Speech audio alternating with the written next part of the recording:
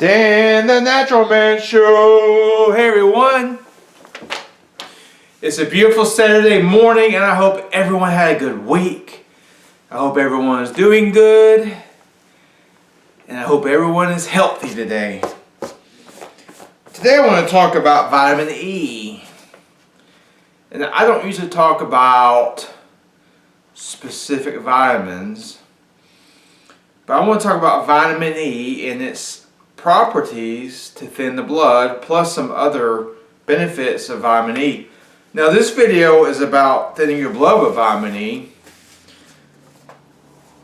A lot of the topics I talk about on my channel, I'm talking about herbs, I'm talking about herbal detoxification, I'm talking about the plant-based diet and exercise.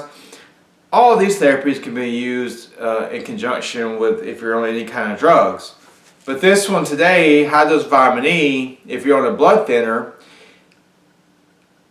let's see, if you're on a blood thinner and you want to get off of it, you can actually get off a blood thinner and use vitamin E instead. Vitamin E works just as well as the blood thinners, which brings me to the point of high dose vitamin E has a drug-like effect in the body.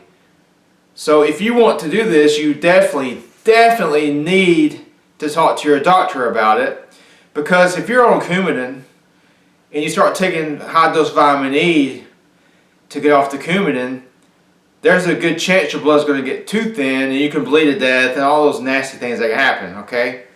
So if your doctor doesn't want to talk to you about this, find one that will. If it's something you want to do, why would you do it? Well, because people on high dose vitamin E for blood thinning, they do not get side effects like people on Coumadin and warfarin and all these other drugs. The blood thinning drugs are some of the most dangerous drugs that they prescribe because you can bleed to death and there's other ugly side effects, but I'm not going to sit there and harp on that this morning. I just want to talk about the vitamin E really quick. Let's see. Usually, I have some papers here. They say that now the doctors who come up with this was Doctors Wilfred and Evan Shute of London back in the 1940s. And when they started to show that vitamin E thins the blood as good as pharmaceuticals, they were pretty much blacklisted. The pharmaceutical industry does not like natural therapies because they cannot make any money off of it. You have to remember that. So you can often use vitamin E instead of warfarin and the other blood thinners. And usually it works at 3,200 IUs a day or less. Now,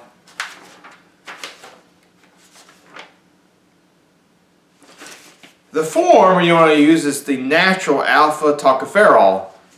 You want the natural, it's alpha tocopherol. The other form of vitamin E, I think it's D-alpha.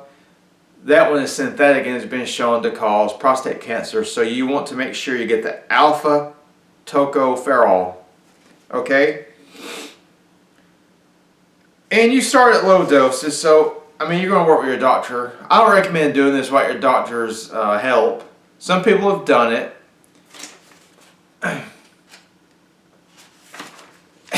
But you definitely want to make sure you're still going in and getting your blood work for your proton done.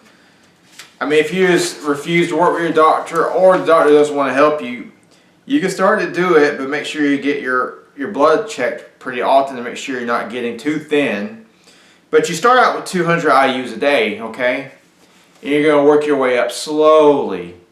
The dose is dependent on the person. Like I said, some people need as much as 3,200 IUs a day to get the blood thin enough. Some people need less. This is why it's really important to work with your doctor or somebody that can do your blood test to figure this out. But once you find your dose, you can throw away your blood thinner and just stay on the vitamin E the rest of your life. But of course, I also recommend, the plant-based diet and the water and exercise. And there are herbs too. There's really good herbs for blood thinning. But see, I'm getting sidetracked. Today's vitamin E. I have to stay focused on vitamin E. Okay, look. So yes, vitamin E does thin the blood. And there's a few more things I wanted to show you. This is from a medical book. 12 effects of alpha tocopherol. It reduces the oxygen requirement of tissues, which is a good thing. It melts fresh clots and prevents embolisms. It improves collateral circulation. It is a vasodilator, so it can help lower your blood pressure. It occasionally lyses scar tissue, which it breaks up scar tissue occasionally. It prevents scar contraction as wounds heal. It increases low platelet counts. It decreases the insulin requirement in about a quarter of diabetics. It is one of the regulators of fat and protein metabolism. It stimulates muscle power. It preserves capillary walls, and it prevents hemolysis of red blood. It prevents hemolysis of red blood cells. So this vitamin is very, very important.